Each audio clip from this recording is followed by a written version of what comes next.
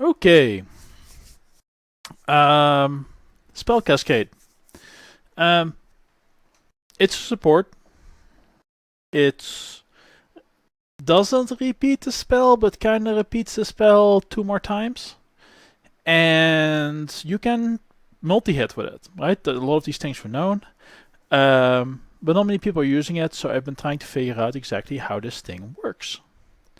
So, for this, we're going to have a character. This is just somebody from an old league. We have some gear that we can mostly not equip. And we have some low-level spells. So we are going to put our mouse here. We're using the tile floor because it gives an idea as to what's going on. Actually, I'll put it on this little corner here. So the first thing we're going to try is stormcall. And what we see is that those first 4 tiles definitely are included, and these tiles are as well. So we have these 4, these 4, these 4, these 4. So we kind of get like a cross-ish pattern, which is roughly a circle, which is kind of what we expect, right? Because circles is a little math, so in the end it's not really a circle. So we kind of get an idea as to what it does. We also have frostballs, not quite as visible, but you can kind of tell like where it gets. It's a much bigger area of effect. Alright, so the first thing we're going to do is we are going to put in the Spell Cascade. Put our mouse cursor back to where it was, and make the apparition go away. What we see is that roughly 2 tiles before and 2 tiles after, we have a repeater for stormcall. Right, and if we look in this direction, that's a bad direction. Yeah, should work. You know, it doesn't matter like what direction you're in. It's not like it only goes in the cardinal directions of the game. It can have lots of variations. If you cast too close to you, you'll actually create the effect behind you, which is also an interesting behavior. And more importantly, there's pretty decent overlap. Right? Like, it's almost like the middle one gets at least halfway to the center of the next guy. So, that's awesome. If we try our other spell, you know, you can definitely see there's overlap. Alright, that apparition needs to go away. Yes. One moment while we watched microtransactions in action. There we go. Fantastic. Go away, buddy. Alright. So, again, pretty decent overlap. Now, if we reduce the area of effect, so we're going to use conk effect. What we see is that the actual repeats move closer together. Before we saw the first repeat at this intersection. Now it is definitely closer than it used to be. And the end result is that we still have pretty good overlap between these guys. Right? And if we try this guy, same, like pretty good overlap. Alright. If we do increased area of effect instead of conk, put a mouse cursor back to where it was. Right, you see that they move further apart. So the area of effect actually moves the distance between these guys. But there's still really good overlap, which is pretty awesome. So we know that increasing area of effect doesn't really help you in trying to get more overlap from Spell Cascade. Okay. Now, I wasn't really looking to figure out what this did with Spell Cascade, with Cold Snap. I was trying to figure out what this did with Manabond. Because Manabond, if you look at this, it has +6 length per 25% unreserved maximum mana you have. So it creates this cross pattern on top of your area of effect, which, if we increase our area after we calculate the distance for Spell Cascade, could mean that we could have a really good overlap, right? So instead of hitting, ideally all 3 spells can hit the center point. So let's take a quick look at Manabond, so we have an idea as to what to expect. And you kind of see this thing flow out, and it's pretty big, right? It goes to these 2 squares over here, so it's a pretty good 3 square radius spell just out of the box. It does cost a bunch of mana, so let's find Spell Cascade. Let's see what we got.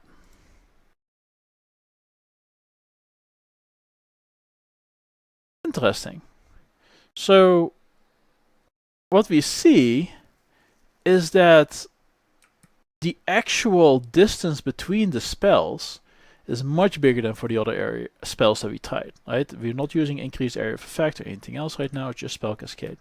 Because we're 3 squares away instead of 2 squares away, which we saw with the other abilities, right? But part of what's going on is that our area of effect is really big right now. And we see that like the first one is like pretty much right on our feet, right? And then the second one is 3 squares further where our mouse cursor is, and the third one is, almost completely off the screen. So let's run out of mana.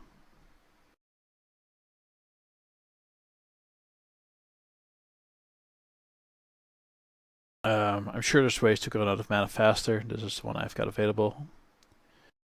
And now we see that we are down to our minimum size. So our basic little unit is actually only 4x4 is the basic area of effect when we use Spell Cascade.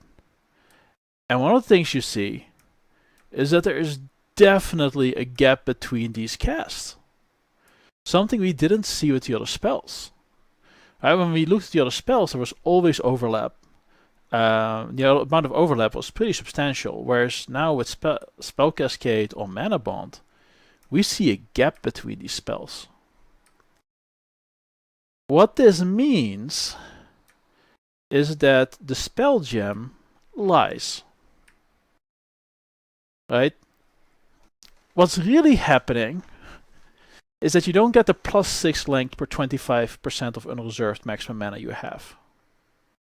Right? Because the distance it assumes for your Spell Cascade is probably that you have 100% of unreserved mana. Right? Because that's the only way that there would be overlap. Now, getting 100% of unreserved mana is pretty much impossible, which is why Spell Cascade has very small overlaps out of the box.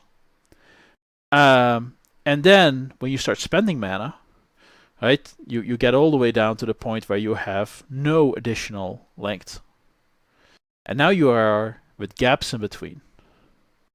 So the way the game is coded behind the scenes for Manabond is that with Spell Cascade,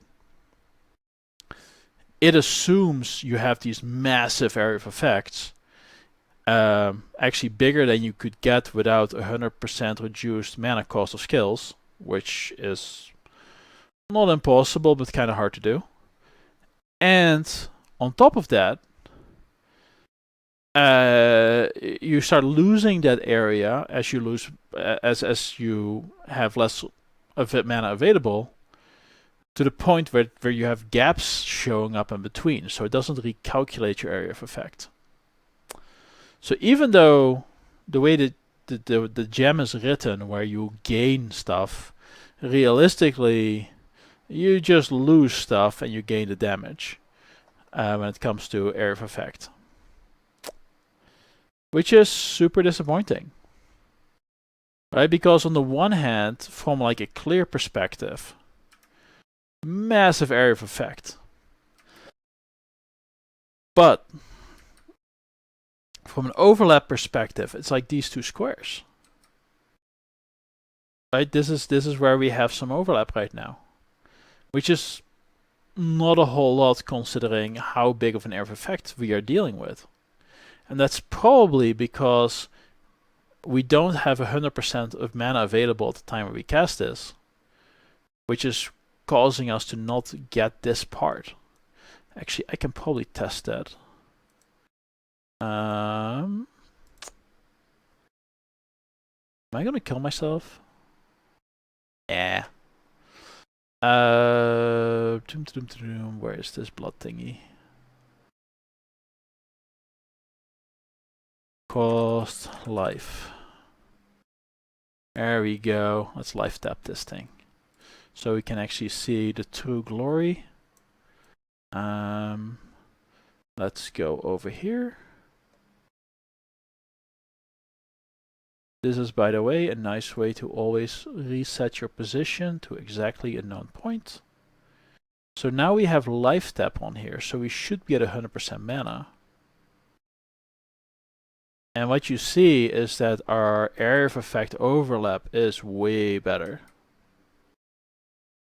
Now we get pretty good, like we get most of the way towards the center point. It's much more of an overlap of probably twice as much overlap as before. So yeah, that is a little bit of notes on the wonderful world of Spell Cascade and Manabond, and why, even though Spell Cascade on paper with Manabond seems really cool, in practice, because of the way it's coded, it is actually pretty awful.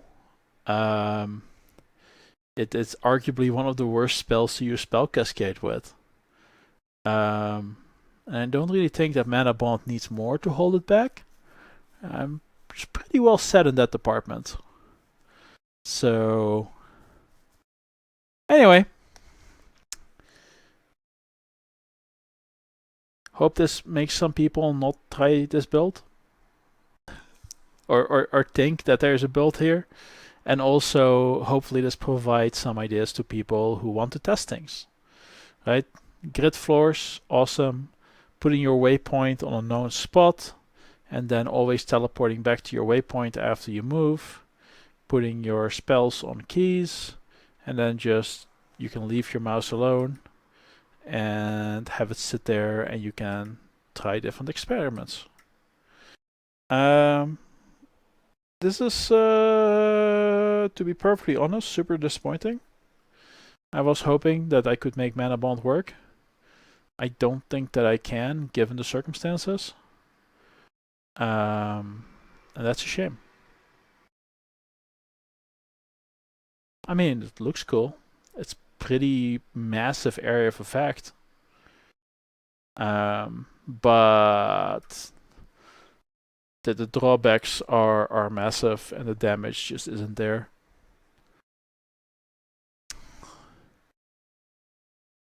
Well, I guess not, the damage isn't there. You can't effectively support it for damage. Because if we do Conk effect, this was my dream, right? Spell Cascade, Conk effect, Manabond, and then getting to the point where we can, well, at least get somebody that's small size to get hit 3 times.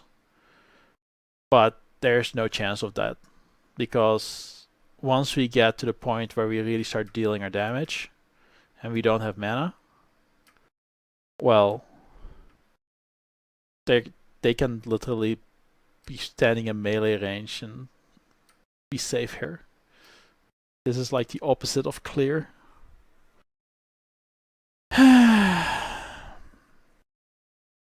Oh well.